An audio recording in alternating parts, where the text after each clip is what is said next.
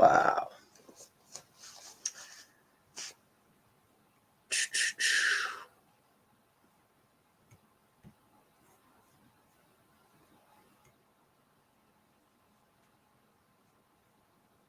All right. Hey, guys. We're doing a little pre-show here. So if you're here, this is exclusive content, okay? This is very important. So let me check to make sure everything's in order. This is also a test run, so let's not... Okay. Looks like we're all good. Looks like we're all cozy. So let's organize some things here. You know, I don't usually do streams, I think, on weekends. I think that's kind of a rare thing. So I noticed the background's always light.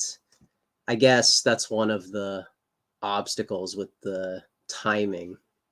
I think we've been doing late night streams, maybe consistently. I'm not sure. I'd have to go through the archive. Hey, what's up, Blaine Morgan? Recognize that name. All right, we'll wait for some guys to stop by. Again, this is just a pre-game show. So people that watch sports, there's like the big event. This is like when all the commentators are at the round table and they're discussing statistics on players that are going to go to the big event. I guess you could say it's like that, you know, like one of those sports things. So, yo, double dime. All right. You know, more so than usual, I'd like this to be a little more interactive than usual. Usually I got some monologue prepped. I am schizophrenically trying to grasp loose thoughts, and maybe I don't always do a great job. So maybe this time, if there's anything I miss, we can get prepped for the real show, which will be beginning in about an hour. But I want us to get a little comfortable here. You know, I haven't checked the comments for the last video. I know that sounds weird, but I wanted to use those comments for later. So I didn't want to I did that show. It was about 2 hours. A lot was said. And so I don't want to rehash it. I want this to be like a trial post-stream. And then I want to use some of your guys' feedback for the next one. So first of all, thank you guys. Thank you guys for tuning into that one. I know it was a little dense and maybe evidence that I spend too much time on Twitter. I admit this, but because of the topic of the next stream, I'd like to try and organize things a little bit better here in preparation for that one. So what do we got? Excuse me for all the looking down. I know that's a little rude, but I guess the stakes are a bit lower here, so maybe we don't have to be super slick. Also, I can just kind of try to do a stream comfortably. I'm usually trying to remember stuff, and it's like there's always it's like a monologue show when it's supposed to be interactive. So I just like to clean that up here. And so I know we have these gaps with the shows too. So maybe you guys can help me out. That's the other part of the cooperation is, you know, I need help with myself. And so I need, you know, you need two people to really get like an interactive thing here. All right. So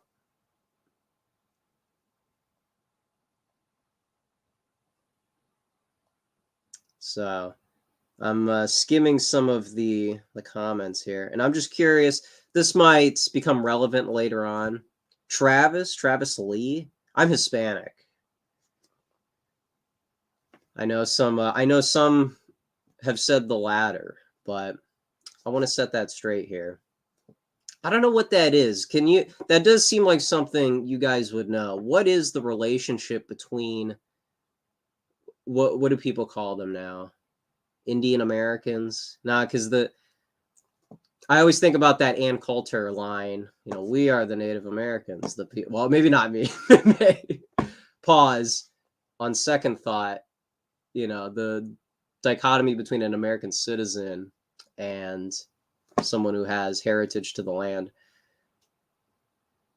So I guess Indian, even if that's historically, there might be some complications there. I guess that would be maybe less subversive than Native Americans, which has a role within polemics. But what is with the Indian, the thing with the eyes? Is that something genetic? Because I just haven't kept up with all the HBD stuff, and maybe some people in here can help me out. What do we got here? Oh my goodness. I forgot about a format too. Let me see here.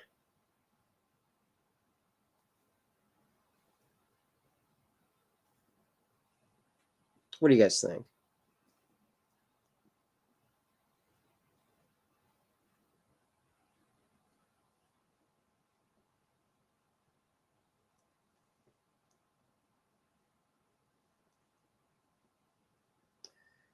Native American as a term comes from Know Nothing Party.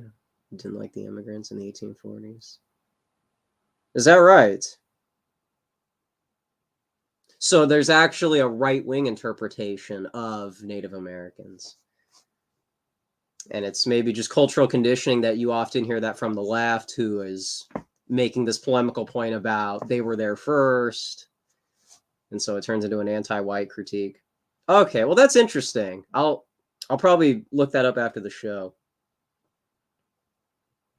Gosh, how am I? If I have StreamYard and there's going to be a guest, I guess I would send him the link and he could record on his end. Would that make sense? Because we had Wendell on the show that one time and it didn't matter. Oh, yeah, he did do that. He did do it that way. Yo, bass guitarist. Let's go. Gosh, how would that work? Yeah, I know he did that, but I know Wendell has his own setup. Well, I guess.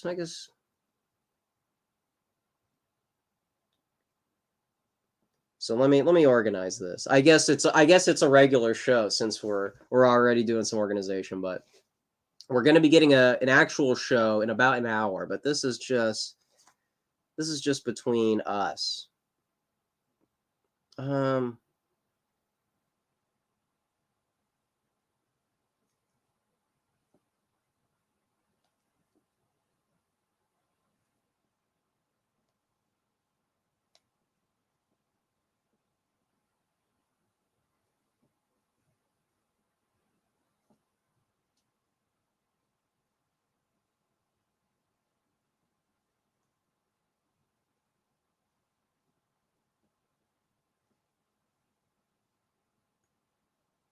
Okay.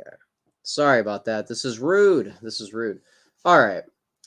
So what was the first thing here? Yeah. I guess I shouldn't really. Okay, there we go. Okay, so OBS is going to save us on this one. Let's go. Let's go. All right. So did I interrupt a point? That's another thing. Let me see what we got here. Oh. Yes, the comments. All righty.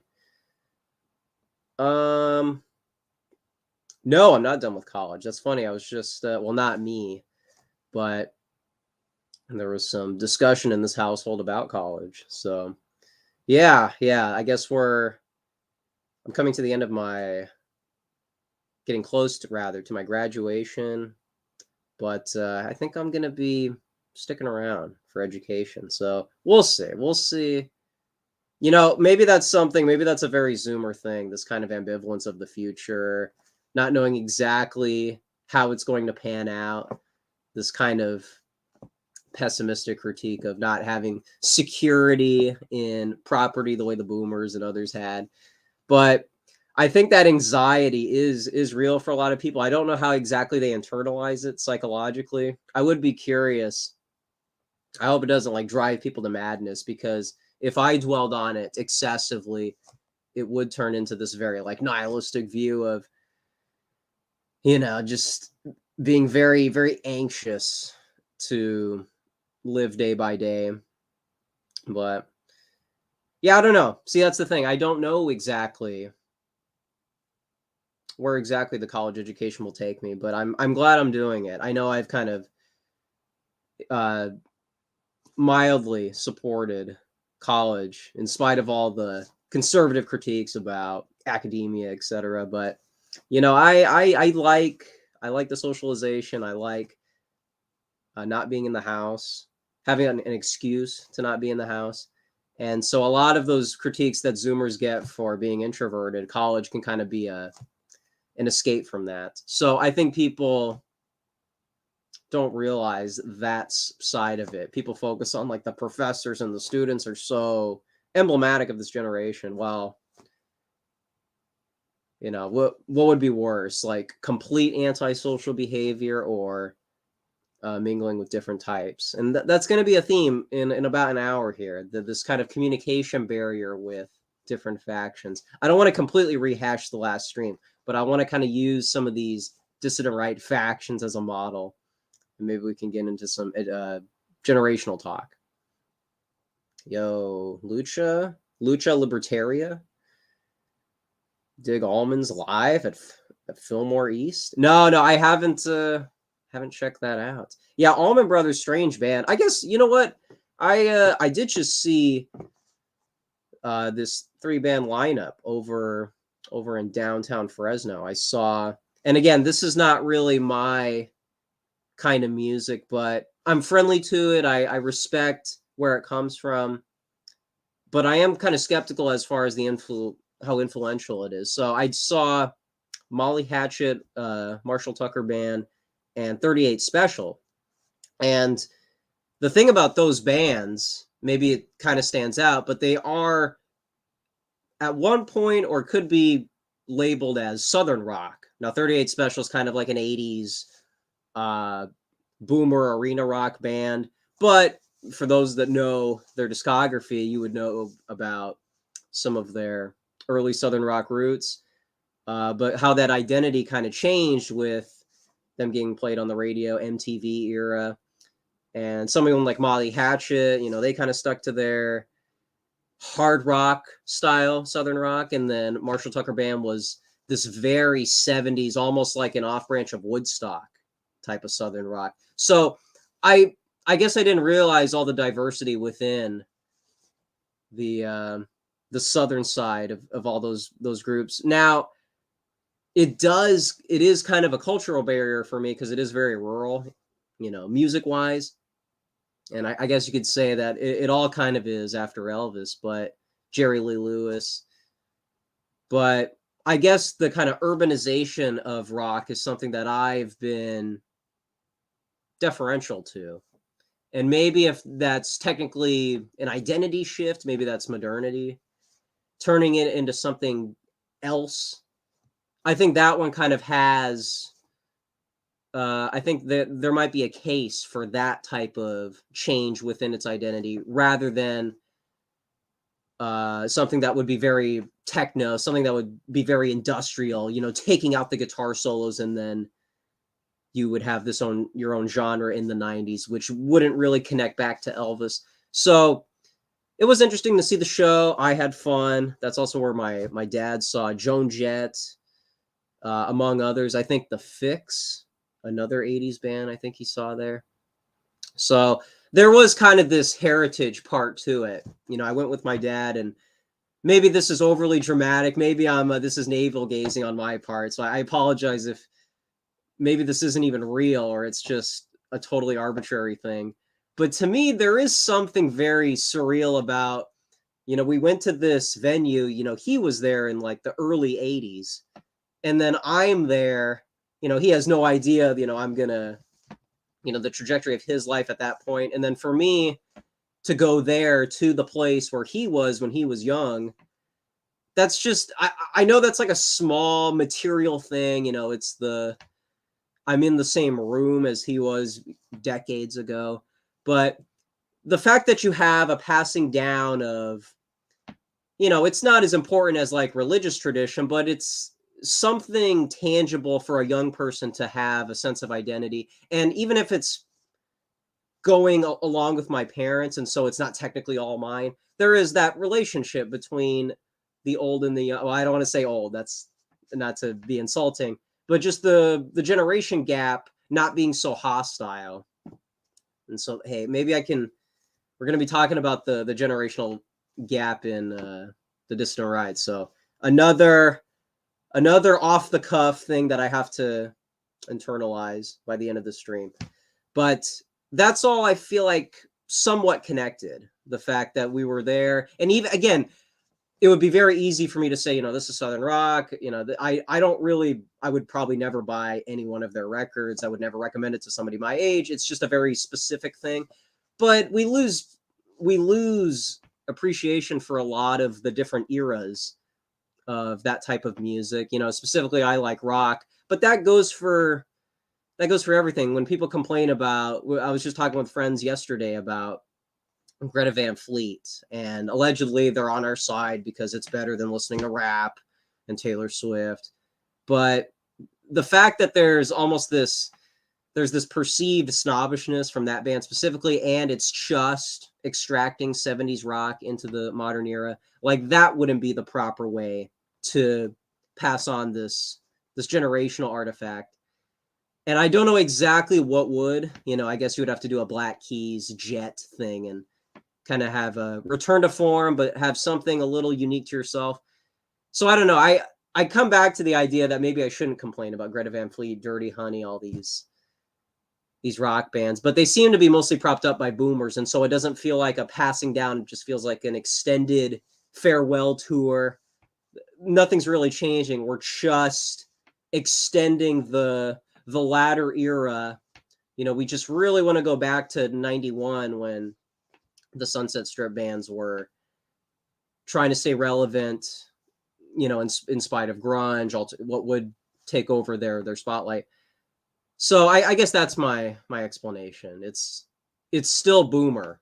We can have amicability with the boomers, but our thing, it's not independent, but it's understanding the context of history rather than just wanting to, I guess, kind of glorify the past in a counterproductive way. I think Nietzsche kind of talks about that, like smelling the furniture of the past, and this like, I mean, unless he's like critiquing religion in that sense, where then I can see that being subversive. But if he's talking about like nationalism, this glorification of the state, but to nothing bigger than that, like then I can kind of see that critique applying to, parents that take their kids to go see Journey, but then there's no real passing down of the culture. There's no redoing the form. It's just slop. So yeah, that was too much. That was that was such an autistic tangent. Did anybody even ask for that? Excuse me. What I mean to say is I enjoyed the show, and maybe there was a part of culture that you probably wouldn't get in like modern music. It's not just old man yells at cloud. It's actually like, I want like a physical scene. I want like an art scene. I want like Zoomers to have something that's not derivative. I don't want them to LARP as boomers. Like, I'm wearing something that would be very cool to like a Gen Xer, but it's not because I want to be Gen X. It's because I like what they did, and then I want to. Okay, Alex, I tried to not say that. I tried to not. This is what the internet does to you. I don't want to lean into the caricature too much. So I do have to try to filter out some internet lingo. Maybe that would do us some good. But yeah, like yeah. So like Thomas is kind of like an art guy in the sense that he's like a pre-modern man in modern times. I don't think he's trying to like be James Dean or Marlon Brando with the leather jacket. I think he likes it and he respects it. And so it's not LARPing. He's not trying to like, he is trying to revive like lost culture, but it's not this. What am I trying to say here? because like you could categorically say it is effectively the same, but it's not this like it's not this hero worship. It's not this idolatry thing of, oh, well, I really like James Dean, and so like, what if I wore the red jacket? Now we're cool, just like the hippies, just like the beatniks. To me, like that's LARPing. That's trying to revive something that already had its thing. This is just like, we're out here. We're supposed to be uh, being a part of the culture and not just overtly political. And so it's not just a political thing. It's a cultural.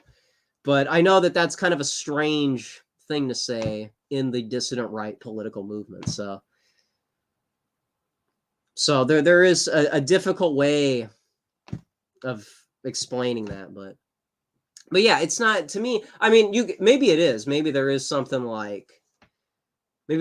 about American culture where like this idea of uniforms and haircuts, maybe there's something very American that other people aren't even really take much into account compared to us. So I guess I'm trying to like take a step back and really try to, for a while I didn't want to wear like band t-shirts. I felt it was kind of LARPy in a way. I forgot I don't know exactly what all my reasons were, but maybe it was kind of just like a thing where I kind of saw it as something that was like part of my high school identity, and I wanted to kind of like become in this kind of like progressive way. And again, not that it's a big deal, but it's just as an example, I feel like some people just kind of do things willy-nilly. Anyway, this is rambly.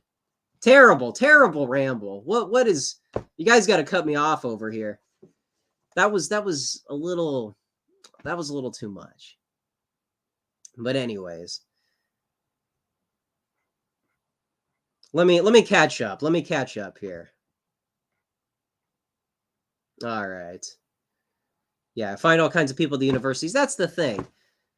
To me, people sound like boomers when they're like, oh, all these woke lefties. Who are you going to talk to on campus? The Marxist club, the feminist club. It's like, dude, the public square is what you're saying about universities. People are everywhere. Travis. Oh, sorry, Travis. I saw you sent this earlier, and then I did my ramble. But oh, whoops. What the? Why did I think you? Oh, interesting.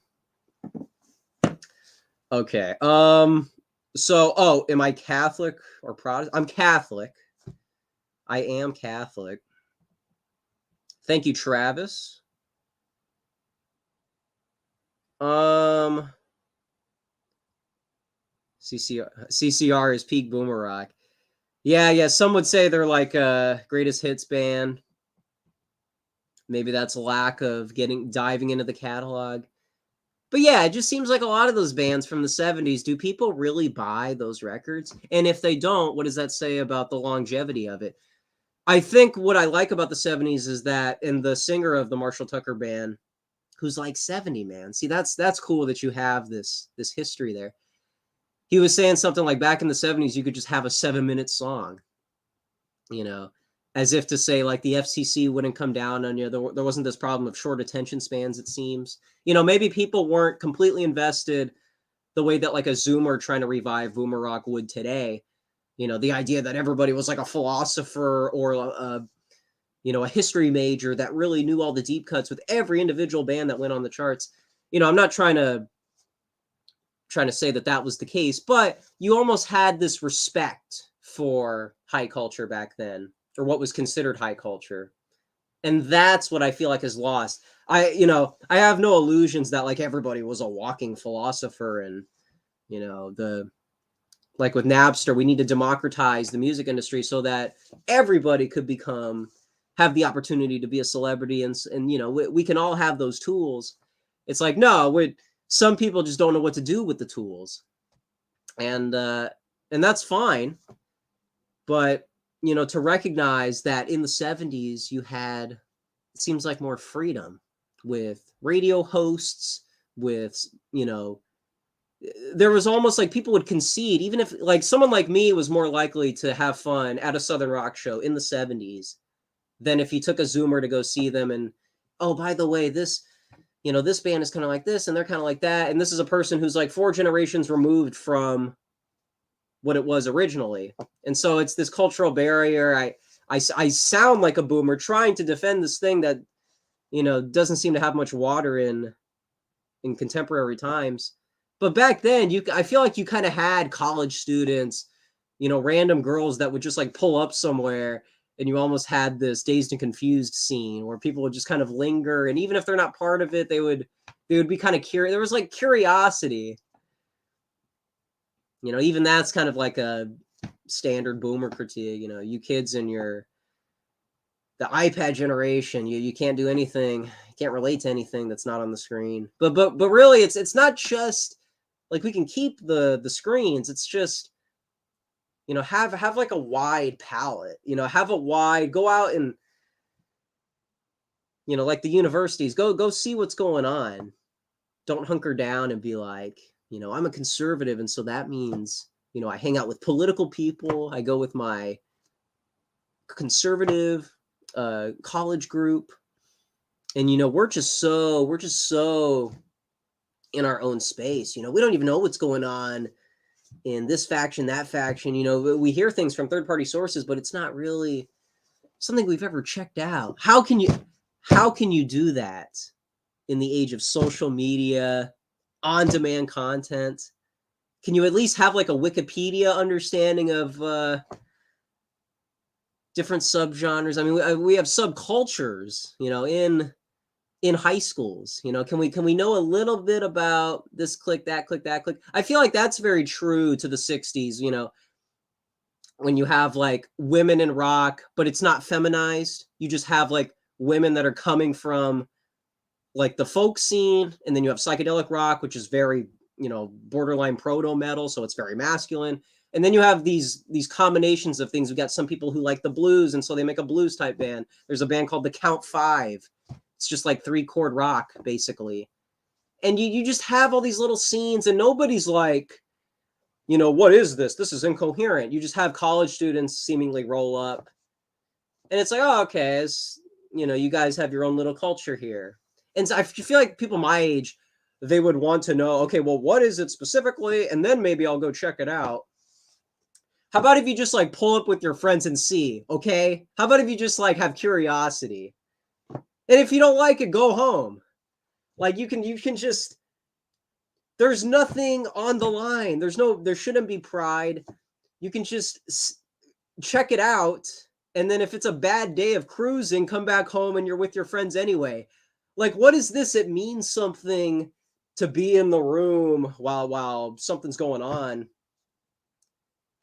It's like this narcissism. It's like, I have to co-sign it. I have to know the lore, and then I'll go see if it's cool. Maybe we could learn from the hippies who like didn't even know what they wanted, and they're just like, oh, maybe this, maybe that. Maybe there's something that is something kind of interesting about the boomers is, it's bad in the sense that it's kind of lost identity and it's incoherent, but there is kind of this flexibility, this blending of the political and the artistic, which might be more authentic than if you just had a strict political movement that does partisanship and hill staffers, and then you have your media over here, which is just it's derivative of political organization, like the Daily Wire movies. It seems like nobody would ever confuse that with just your run-of-the-mill entertainment, in the age of streaming. People recognize it as a political brand. And so don't you want to shake off that it's not supposed to be so explicitly distinct? I think that's why people kind of conventionally think, oh, okay, you have pop culture, you have journalists that write about, Marilyn Monroe and Elvis, and then you have your historians, which talk about, Frederick the Great and Napoleon.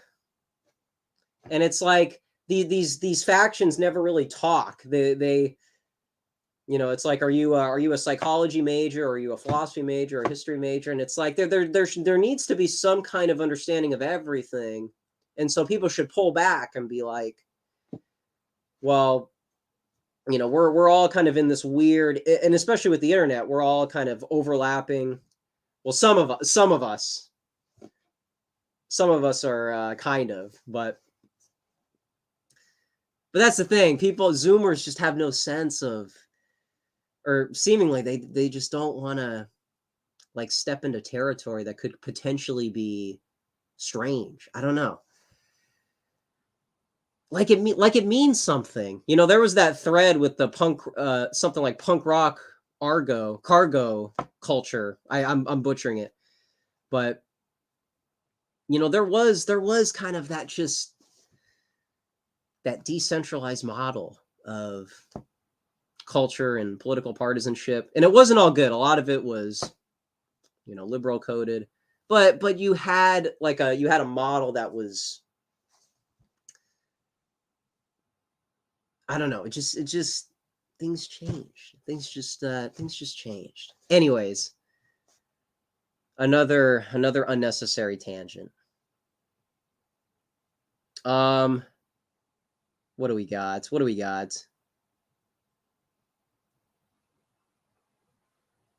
Kaczynski's. Seems like you understand. Yeah, and that's the thing. I want to be transparent about, like, obviously I lean towards Thomas's approach, and so I want to be transparent about that. But, is the Thomas character, is that strictly political?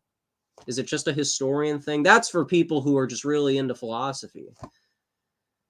Allegedly, that's just for people who, really want to know about World War II. And then beyond that, you got all these other tangents. It just seems like that's not what the character is.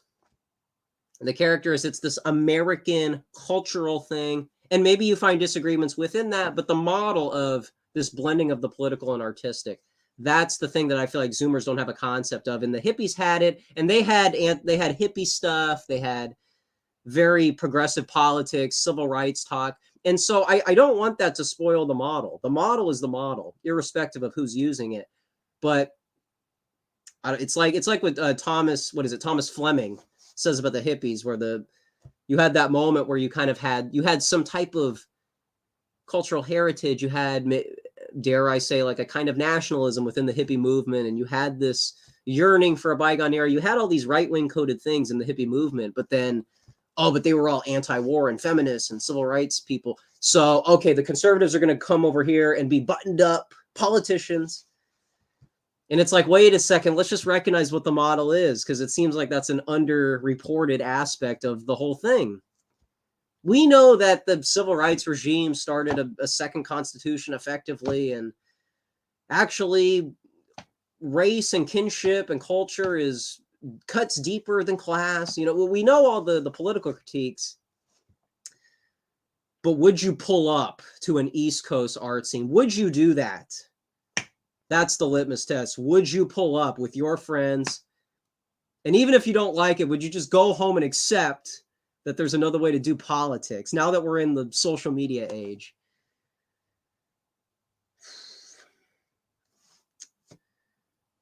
What are we going to do with these Zoomers? All right. Is this it? Is it, what did Spencer say about, maybe there's something to the fact that you have, e-girls that show cleavage, and they're spending hours talking about nothing, streaming on a site.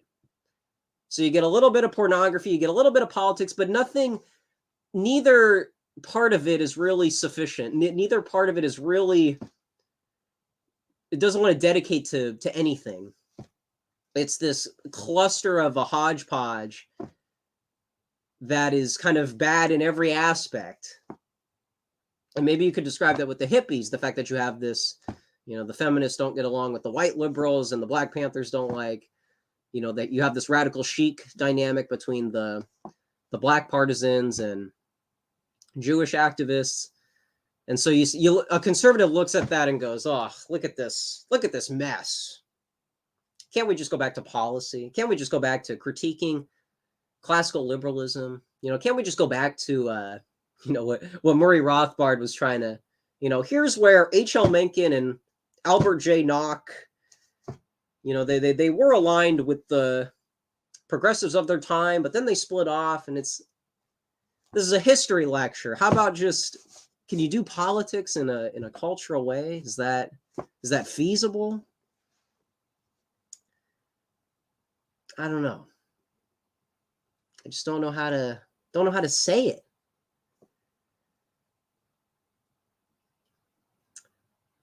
But that's the Thomas brand, for lack of a better word. It's just all this stuff.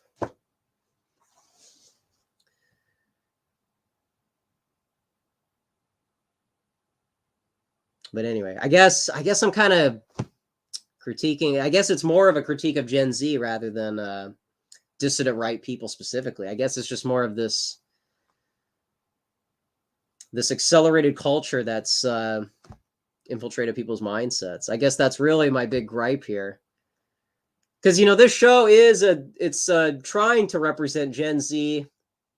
And so you might perceive that that's a implied defense. But I mean, the more I think about it, I do kind of like how these millennials just kind of organize things in a much more, maybe they're not right on all the issues. Maybe their personalities are a little much, but I guess when I just see a lack of organization from my group, maybe there's more to learn from the millennials. But it goes on both ways. We'll get into that later. But my goodness. So, did I miss? I do not count metal as rock. Okay, I don't want to lose viewers talking about the history of metal. As much as that could go somewhere. Thank you, John, not real name. Oh, I recognize you. Well, okay. Well, what you're saying about punk, it just seems like a bunch of weirdos being spasticated on a guitar. Well, here, I guess I should pull up that thread. What's that guy's username? I guess this is one thing about the millennials that I still have a problem with. Their usernames always seem to.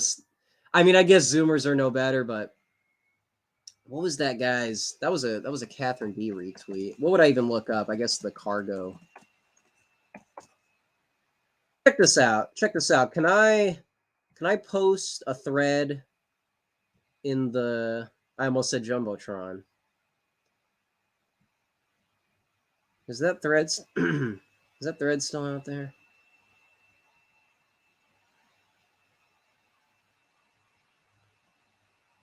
Where is it?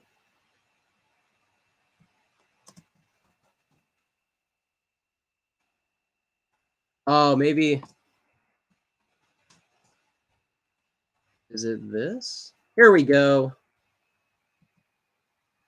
If I'm supposed to be the Twitter person, I got to be able to navigate. Okay, check this out.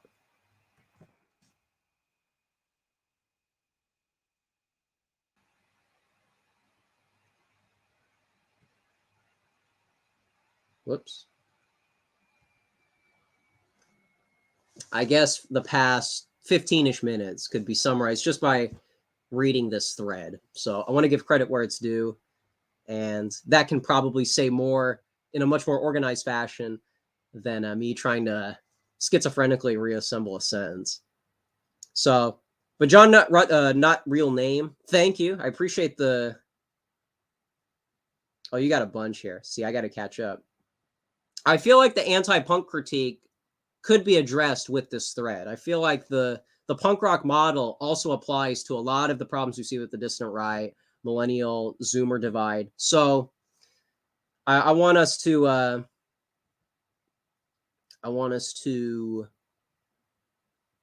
bear that in mind, because again, it doesn't even have to be a defense of the music, because I'm talking about the model. And if people don't want to listen to West Coast and East Coast punk, that's probably for the better. That's probably better for your development skills and being sociable, you know.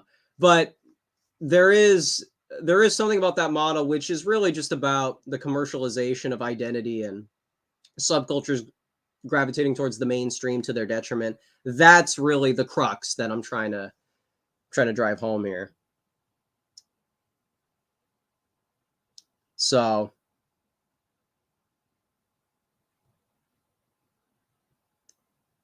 anyways, my goodness, you guys are all over the chat, man. This is supposed to be like a pregame show. This is supposed to be me struggling to have enough to talk about for an hour, but you guys, hey man, thank you guys. Maybe I'll even meet some of you guys someday.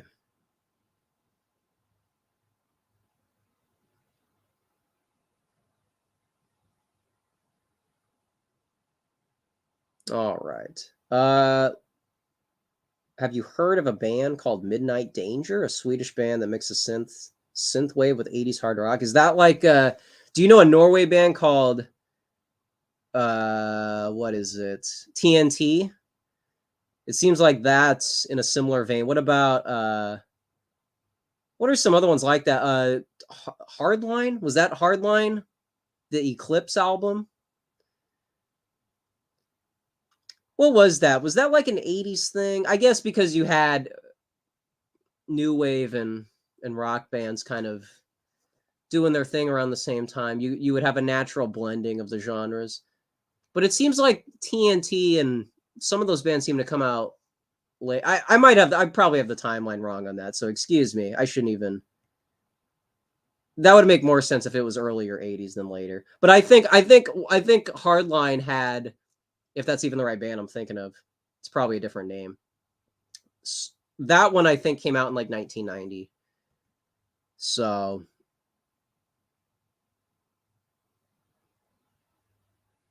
what do we got?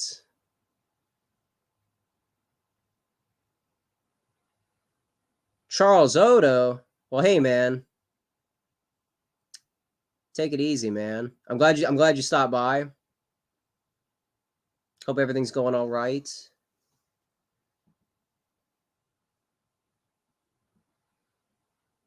I only rock my vest at shows. Yeah, see, that's the thing. My friend asked me about that.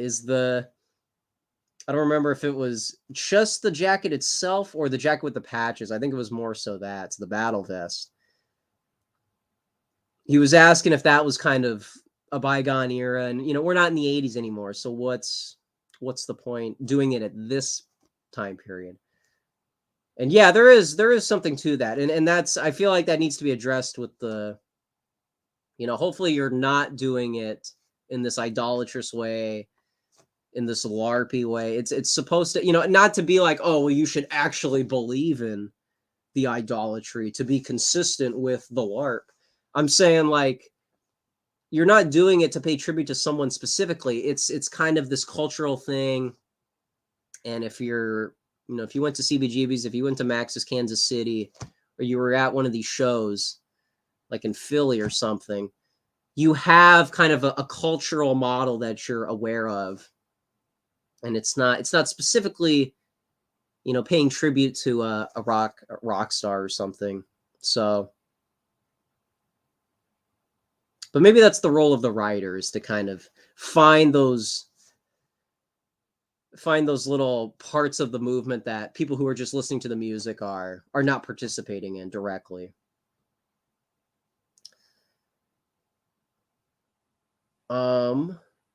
Also, gosh, I guess I should have did this when the viewer count was higher. I'm having trouble finding books, guys. I'm trying to like take advantage of the PDF archive that's available just with like a quick Google search. And I was checking out some Raymond Chandler a week or so ago, and I was able to find like one of his like essays for free. But like James Ellroy, for example, I'd like to check out his stuff, but I don't think I can use that PDF trick online. So I was just curious. I was curious if I know Thomas has Z library. I'd like to have, or if you guys know somewhere where I can kind of skid by, I know it's kind of trying to work around buying the book, but I was just curious if you guys kind of do a similar thing with the PDFs. If anybody has like a hookup, I'd just be curious if anybody has something like that. I'd like to check out James Ellroy. Maybe some of you guys like have his books or something. I'm just trying to feel out the audience here. So what do we got? Oh my goodness, look how much time has passed.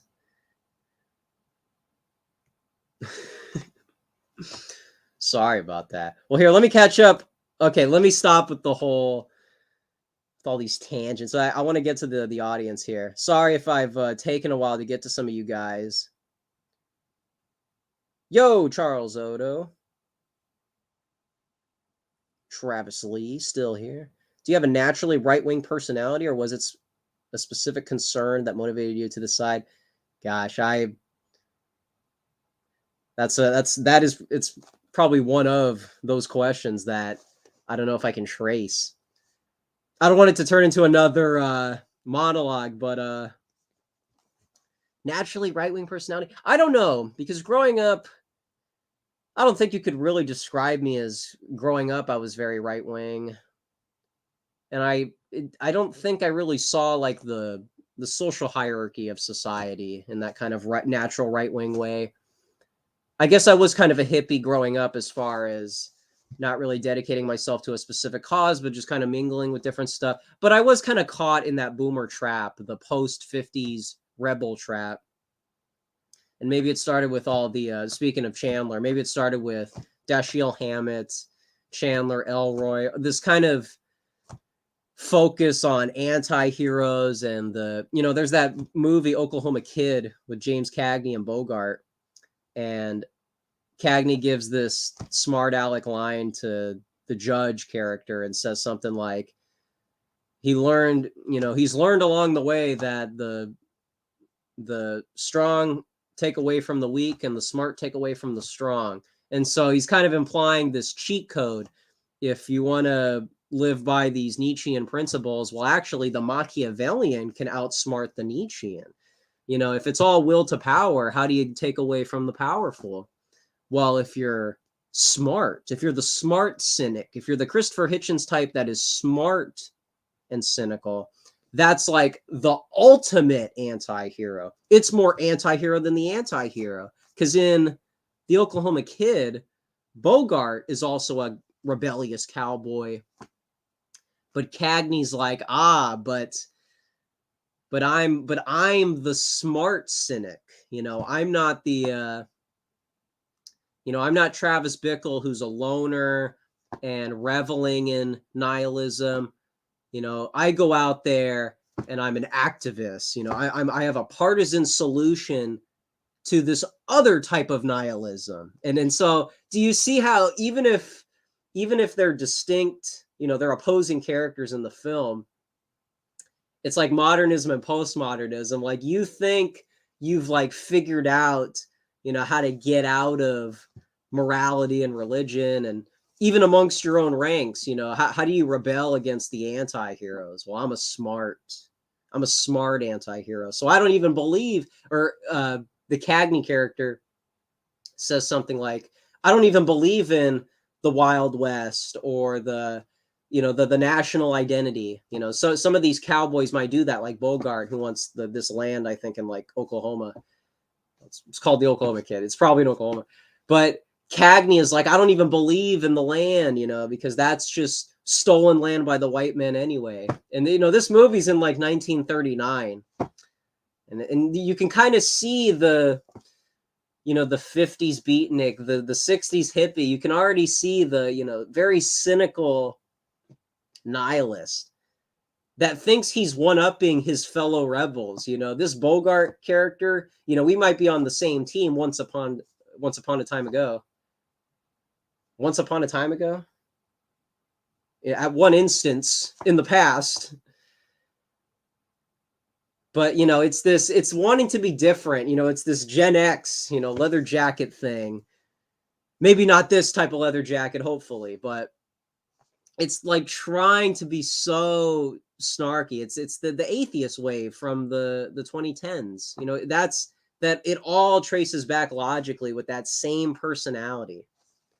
And so yeah, I was caught up in that. I did think the coolest thing for a time to be was, you know, not just trying to be funny, but like being like a critic, being cynical, you know, because if you can kind of get through to people with humor, then that's almost like a get out of jail free card. Then you don't even really have to address some of the bigger arguments. And that sounds very like cliche, but that is basically how I thought. And it just teaches you to like care about yourself, and then you don't even really do anything with your life when you're stuck in there. You just kind of do your thing, because that's what it's all about, right? The individualism of the cynic, the critic. So I watch some of these older movies and I see somebody who I would think was cool for, maybe women can relate to this. Maybe this is how women get so radicalized on Twitter. Maybe this is the e-girl origin story. I hesitate to give away the playbook because it's just so bleak. But it's like you fall in love. Well, not me. This is a hypothetical example. You know, you have these girls that like fall in love with guys, and then they fall out of love, and then they become so cynical about the whole thing in general. You know, they look at this war of all against all in the high school, and that's almost like their permanent model for, you know, well, you can't really trust anybody. You can't really, everybody's got like an angle allegedly. And so you're kind of, you put yourself on this island, but it's not an island. You're on an island with your fellow cynics.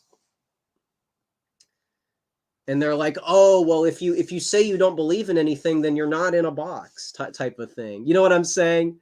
This is so all over the place. I apologize, but it's funny how the overlap, the postmodern cowboy e-girl. How about that? Now, how about that for a title? The origins of postmodern nihilistic e-girls. You know, can we get Gabriel Spock? Is Gabriel Spock on the line? Can he call into the show and build on his e-girl video? I think we may have had a breakthrough with some more resources here. I don't know. So okay, I didn't even answer the question. So I mean, that's, you know, this being dazzled by, you know, MTV2 and Spike TV and what have you, you know, the Quentin Tarantino fan, you know, yeah, I guess that was me for a long time. And I guess it's this, I guess you hit a wall. And eventually you want to just try to be curious about other things. And I guess it takes curiosity to open yourself up to those other worldviews. You know, if you just stick to the political partisanship, if you just stick to, you know, the video games and the entertainment, then you would never really grow out of, it's like Arrested Development. You would never even, if you became a dad or you became a 50-year-old guy, but you still thought like a teenager, you would never really get to that higher level of understanding. I guess that's not really profound, you know, but with all the content I'm sure we all check out by comparison, I mean. But that's where I was. And so I guess it took 2016, it took, you know, all the people on Twitter that were going viral. It took Trump and political correctness for me to finally want to check out other stuff. And so I guess it's a road to enlightenment due to all these resources being so ubiquitous on the internet. So I guess I naturally would not have been very right-wing. I would have just kind of stuck to my own thing. I don't even know what would have, I guess I can't really dwell on it because it didn't happen. But, you know, I was just very, I guess that is where the Zoomer is at. I feel for the people that don't want to branch out, especially if they already have their group of friends.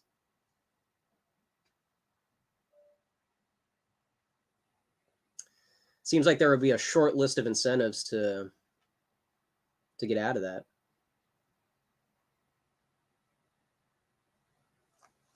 But no, it took multiple people. It took multiple people to be like, "Hey, man." And I don't think it was very aggressive. You know, I wouldn't be very aggressive with somebody else about it just because I don't think it would work on me. But yeah, it took it. I was late to the party. I should have, as soon as the 2016 election happened, I should have been trying to like find my people, so to speak. But all I did was, oh, okay, that was interesting. On to the next thing. And do you ever notice that? Like, it's not just the NRX critique of individualism came from classical liberalism, and so it's this political theory critique. It's no, but like in your mind, some people are like probably towards their own family and friends. Like it is kind of the boomer thing. You bring your phone to the function and you're on it during dinner. And it's like even within the fun with your friends, people feel like alienated. Like there's two factions at the party. And so it's not a community. Or you go out to dinner with somebody and you're clicked up with somebody. Like there is like an individualism cuts beyond the political side. And it's inside people's heads when they're trying to get out of it to fall into it. You know what I mean? And that took me for so long. I would try to I did that with like VDARE and Amran, where I was just trying to, oh, okay, well, this is a cool thing, so I'm going to obsess over it and not develop anything else except political identity. But you don't just need political identity. Excuse me.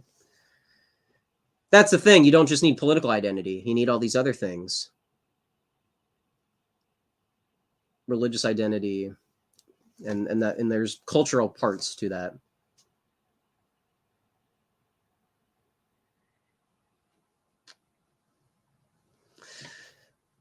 Did I answer all of specific concern?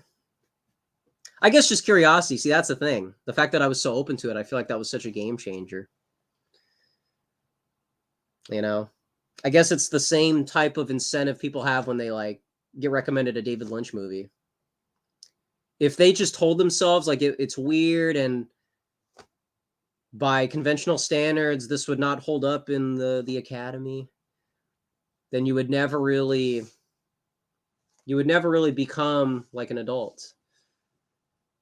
So, but then that kind of leads into some liberal type talk, like, oh, you got to be the open society. You got to have this completely decentralized view of everything. And so, yeah, obviously there's a limiting principle to it, but that's what I meant with like the punk rock, the hippies. They kind of had this model. But anyway, sorry to neglect other comments for too long. What do we got?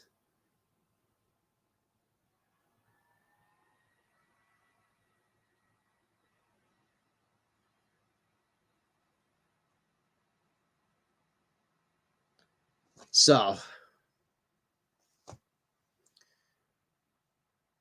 did I miss anything here?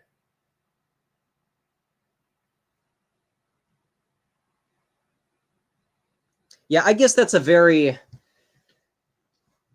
difficult distinction to make, because you go on Twitter and you see people talk about Nietzsche, you see people in the BAP sphere, you see people that probably aren't Christian, and because it's this eclectic, there's no like rules, so to speak.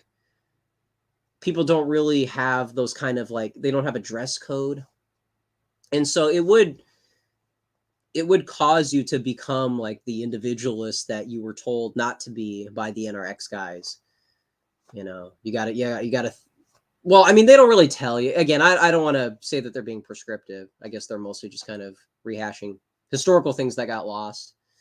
But it's just there's just such a easy trap to like fall into unironic paganism and to fall into these different types of individualistic, not really part of an authority structure, not really part of a clique.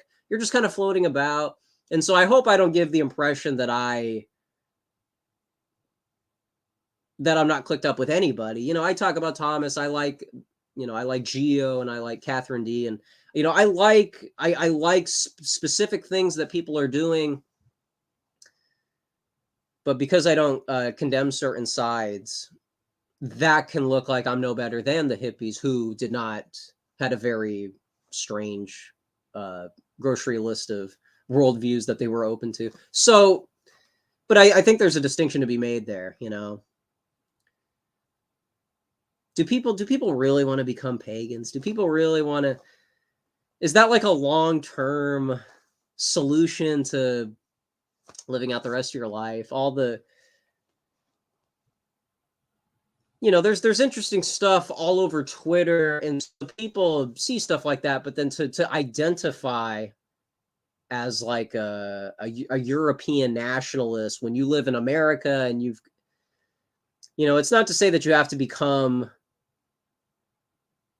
It's not to say because you're an American, well, you can never get past the pop culture obsession that your average Zoomer girl has, or you have to adopt the negative aspects of technology because you live in a technology society. It's not to say that, but I feel like people just don't even know how to address all of these little distinctions within their little factions of the dissonant right. Oh, you're critiquing me? Well, I heard from somebody that this is just a roundabout way of defending so and so. So again, like I said earlier, the communication barrier, my goodness. How are we going to do it?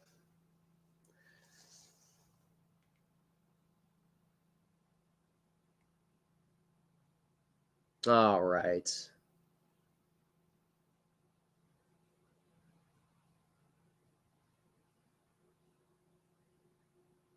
What do we got here? Nudge unit. I fear to even look anytime I see some celebrity whose music I loved in a headline with the word Trump. I know what you mean.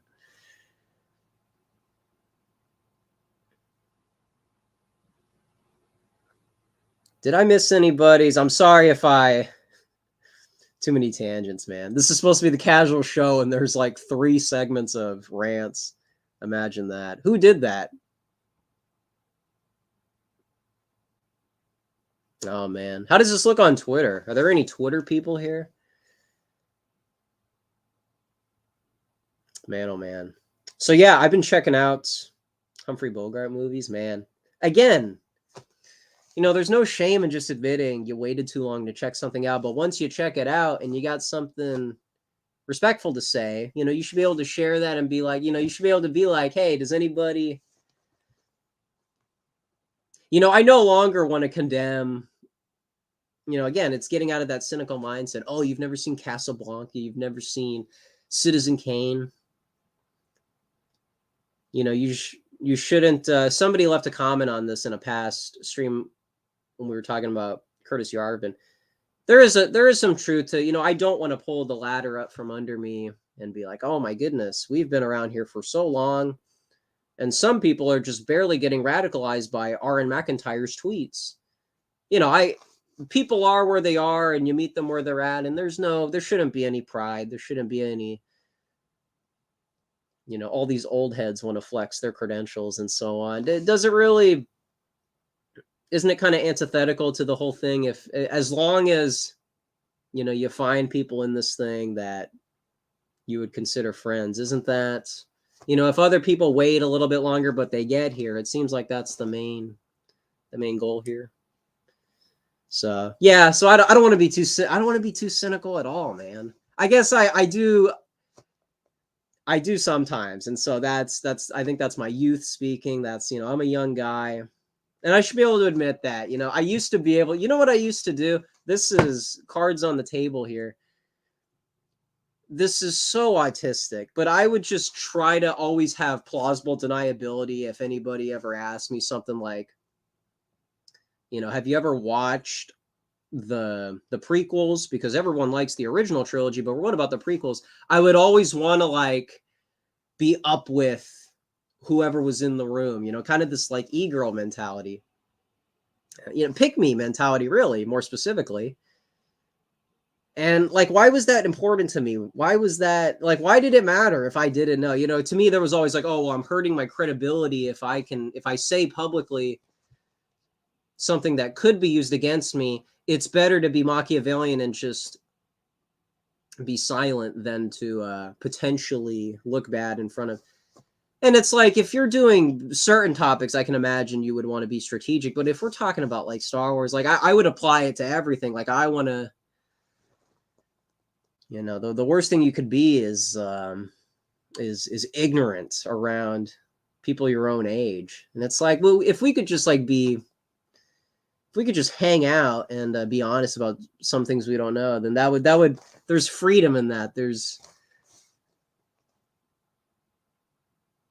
the cynical remarks, it's like a little jab, but I would kind of build the whole conversation around that. Like, oh, if I could just at one point say that, it would be more memorable than a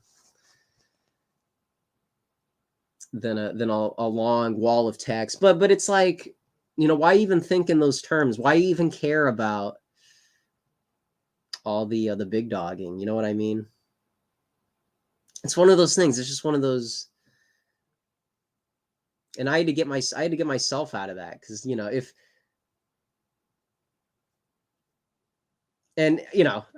knew what I was doing. I knew what I was, but I did it for so long, man. What a waste of time.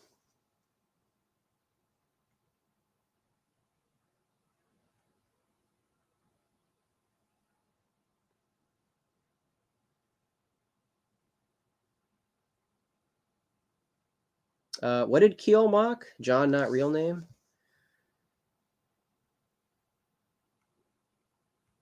What do we got here? What do we got? Thomas is like some eccentric genius that you end up. Okay. Disavow. What's going on, big guy? Captain Steel? Hey, man.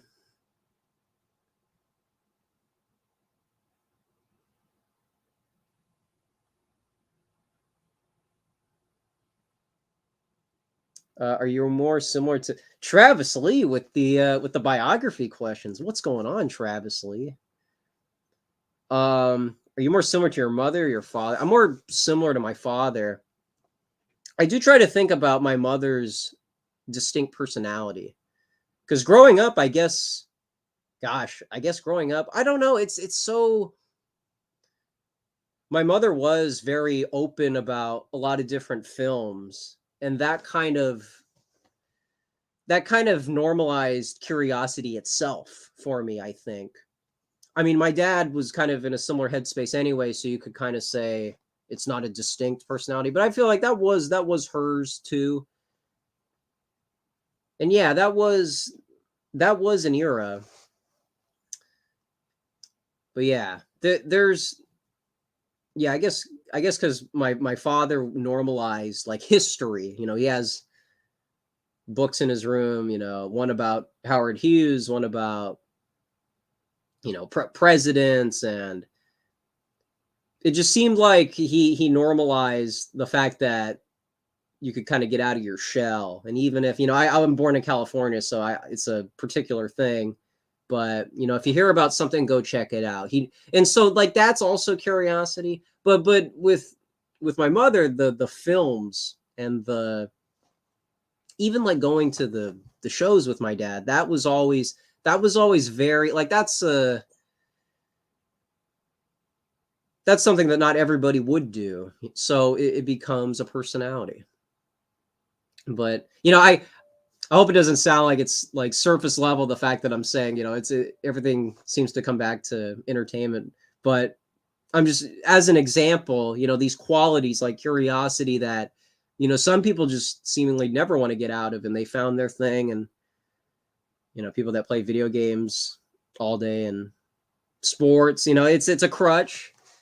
And my parents, I guess, normalized the fact that, and maybe that is kind of like a late boomer early Gen X thing where I guess technically boomer era, the kind of like do whatever you want, man. You know, it could turn into something that's dangerous, but it was a do what you want, find yourself, but not in this like identity politics way. It was identity, but it was almost like a recognition of the generation gap. And I think my dad was really like respectful of developing on your own while still being part of the family. You know what I mean? And that's such a I've struggled to see how that's different than like that liberal style of parenting where, you know, the gloves are off.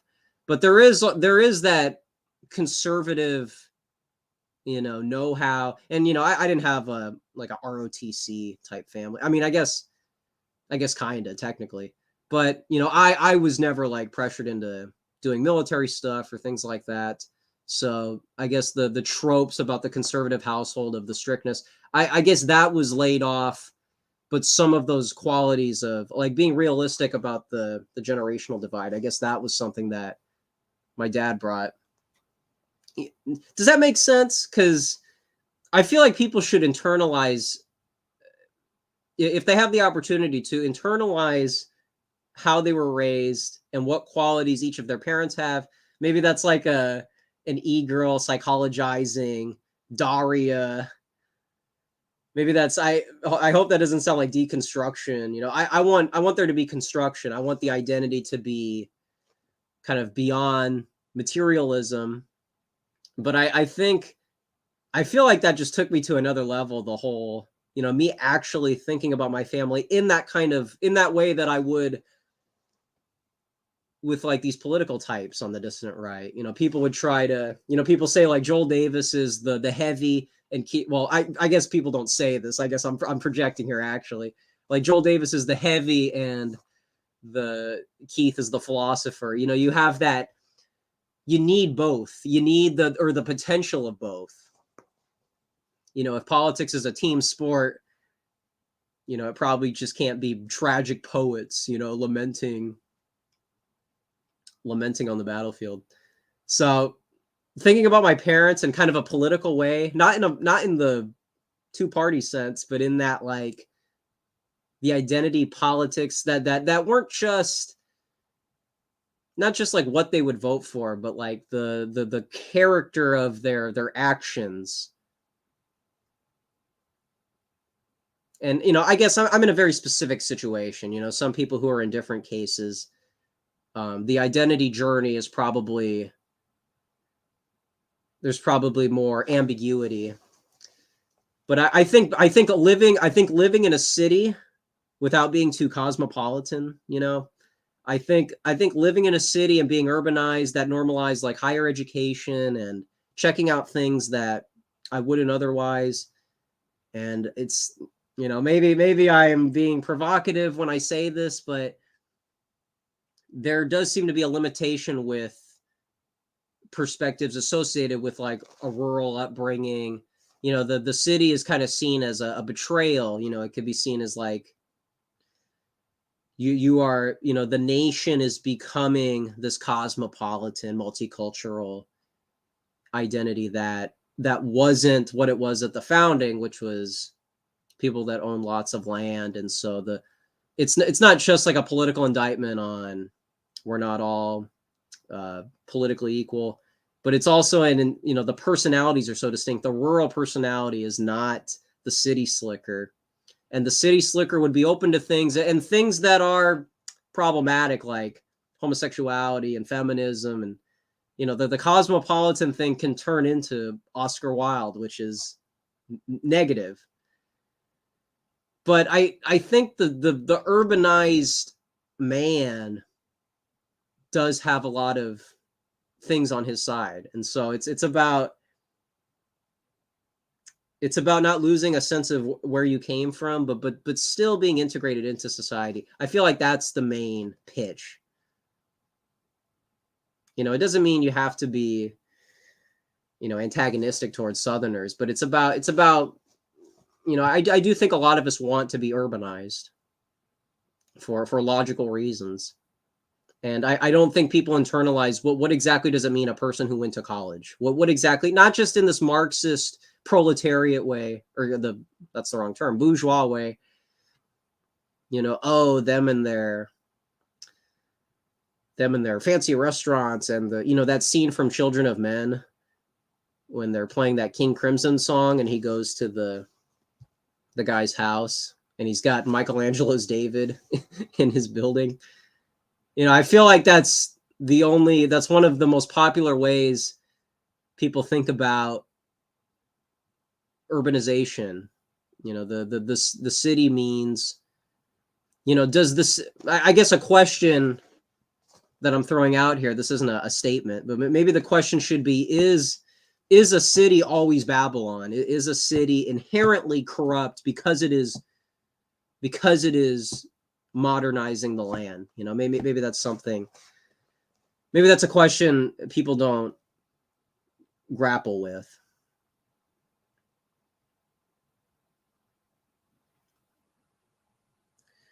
Man, why can't we just hang out? Why can't we just like talk about Southern rock, and why can't we make a living talking about the history of how blues became rock and how, like self-published authors talking about Zoomers could get so much out of thinking like Jack Kerouac and Thomas Fleming. Why can't that be sufficient in commentary? Why does it always have to relate to certain political factions that we're keeping up with on Twitter?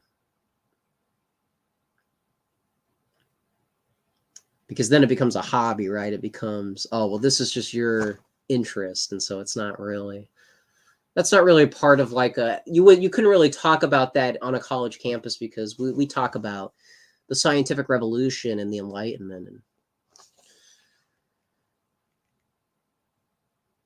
all right. I think we're wrapping up. I don't want to keep a friend of ours from, just because I'm rambling here. Uh-oh. Let me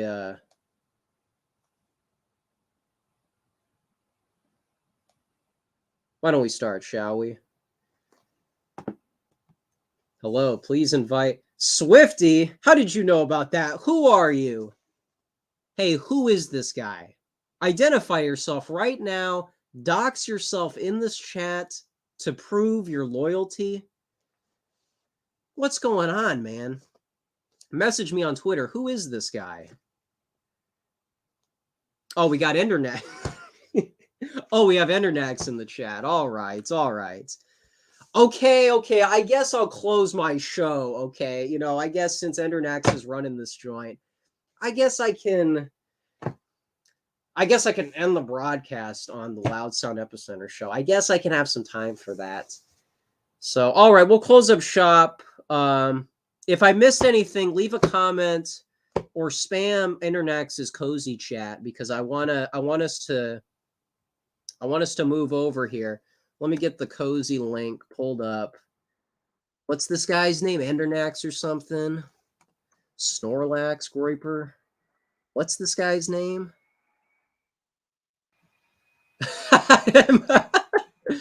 Oh no. All right. Hey, if you want to check out a really cool link, why don't you go to https://cozy.tv/Endernax. Did you get all that? Are you writing notes here? For those that don't know, Endernax is kind of a cool guy. He's on this thing called twitter.com, this application called Twitter. And the guy drops a lot of takes you might be interested in. And I think we're gonna do some reminiscing, me and Mr. Endernax. So we're gonna close down shop. Thank you for tuning in. My name is Ace. I'm more active on Twitter than YouTube. I apologize, but we're gonna be starting a brand new podcast with Endernax. Okay, that's in the chat here, Endernax.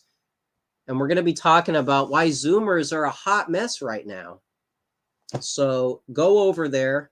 We're going to be talking about the dissident right. We're going to be talking about Nicholas J. Fuentes. Have you heard of this guy? going to be talking about some